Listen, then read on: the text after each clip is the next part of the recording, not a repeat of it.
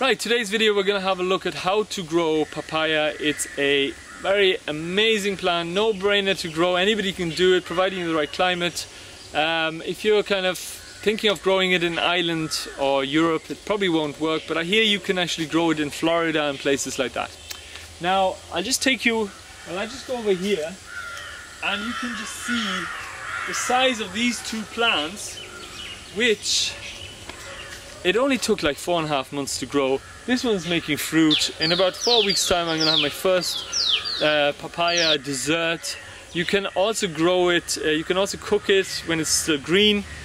It's a kind of a plant that's high in like vitamin C and vitamin A, loads of minerals in there, B vitamins, magnesium, potassium, and it's like very abundant. So I think it should be one of those plants that should be on a list of plants that are going to feed the world.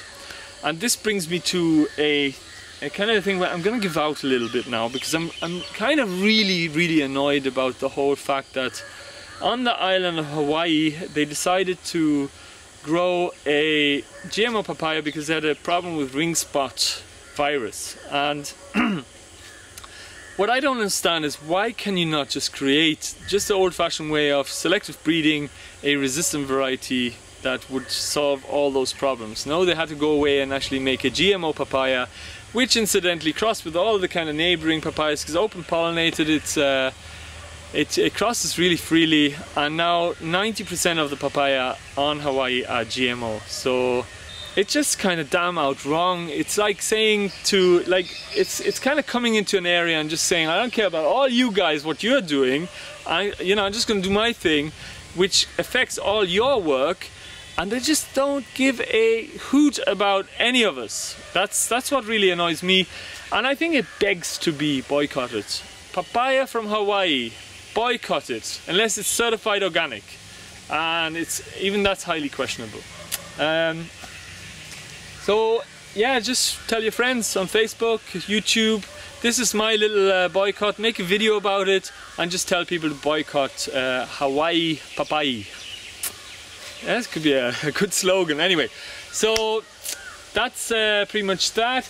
I'm going to show you, of course, in this video how to prevent your papayas from crossing with neighboring papayas that may or may not be GMO. And whatever you do, do not, I can't stress it enough, do not grow papayas from seeds from Hawaii, especially you people in America. Most of that papaya will be going to you. That's where it's sold. So don't be tempted to just take seeds from there. Just make sure it's certified organic, and then you should be pretty much safe as well. Right, so how to plant papaya seeds. It's so simple. I'm not even going to show you how to do it. I'm just going to tell you, because it's literally all you got to do is, when you plant your papaya seeds, providing it's from a source that you can guarantee it's not GMO, so organic, not from Hawaii, and you just stick it in there, and within 2 weeks you have papayas growing. Some people ferment the seeds or mix it with ash to get rid of that kind of jellious coating. I don't even bother with that. I just plant them and they just grow. So that I find the best way. Now what I've done here is I created a mound, and two reasons for the mound. First of all, when you're taking the sand, in this case from here, and you put it up there, you're adding more nutrients to this area.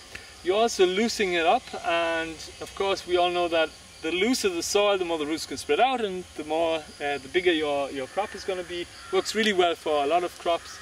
And lastly, what I'm also doing is I'm of course trying to prevent it from sitting in any kind of groundwater, because the groundwater comes up quite high here in the monsoon time as well.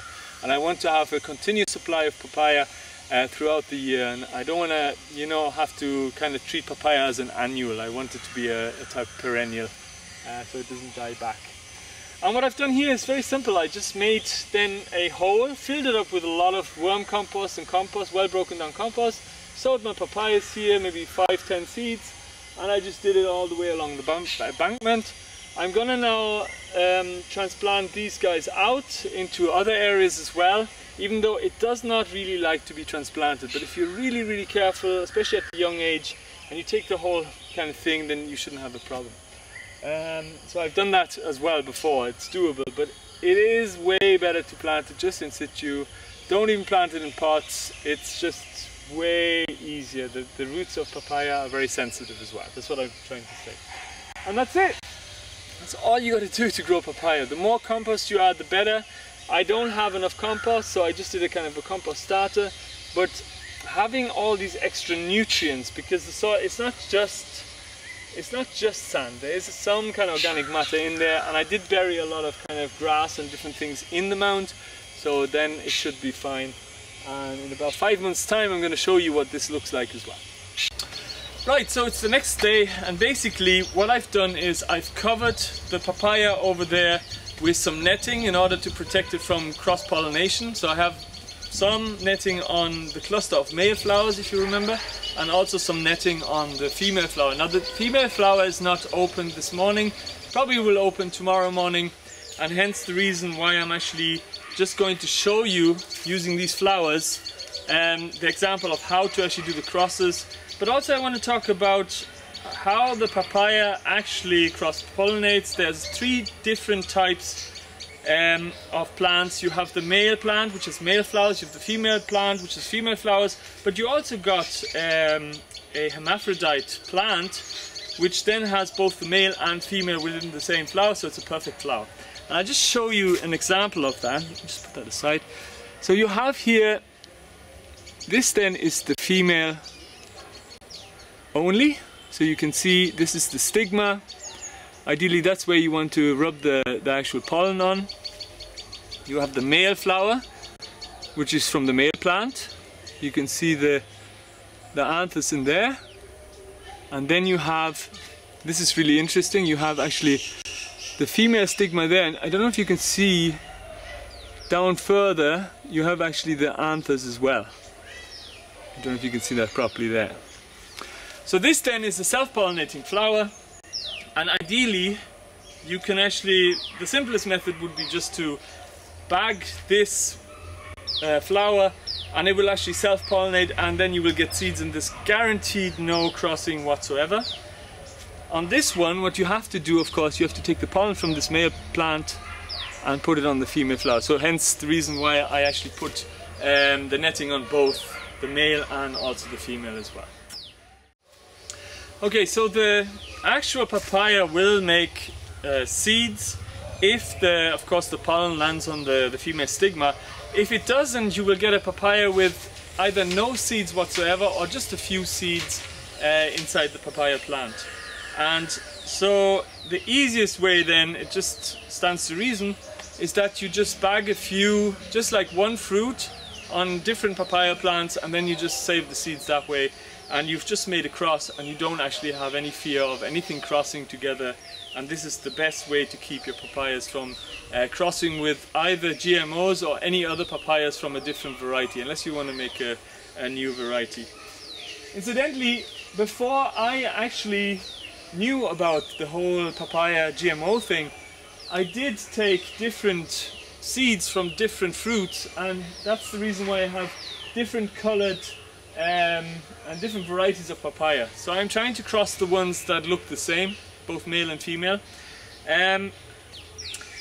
But I also want to send off a leaf sample to be tested. It costs about $3 just to do. What you do is you take a small leaf and you send that sample in.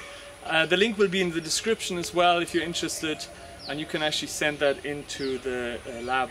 You can even, in the same place, you can actually order organic, already tested papayas that you know that they're free of GMOs. And the reason for that is because the company who made the papaya, they put a marker gene into their papayas, which was the rainbow papaya, and it basically shows up blue whenever they do the kind of magic that they do in the laboratory, and that's why they can tell whether it's GMO or not.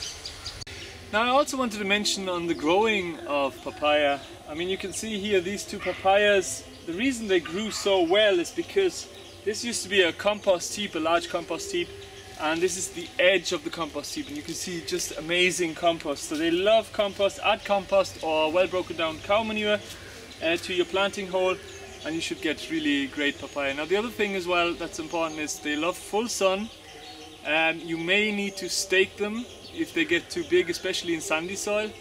And if you do want to transplant papayas from pots, make sure that you don't plant them too deep. So make sure that you plant them at the actual line. Otherwise you get a kind of a ring rot and the papayas just kind of rot away and die as well. Right, that concludes this video. Hope you enjoyed it. I wanted to just quickly mention as well that do support the Hawaii organic farmers, because these two methods actually were developed by them. They do testing and they ensure that their organic papaya from Hawaii is actually organically certified. No traces of GMO whatsoever. And if you support them, of course, more and more people will start growing organic papaya in Hawaii again, and that way you can reverse the whole thing as well. I just wanted to mention that as well.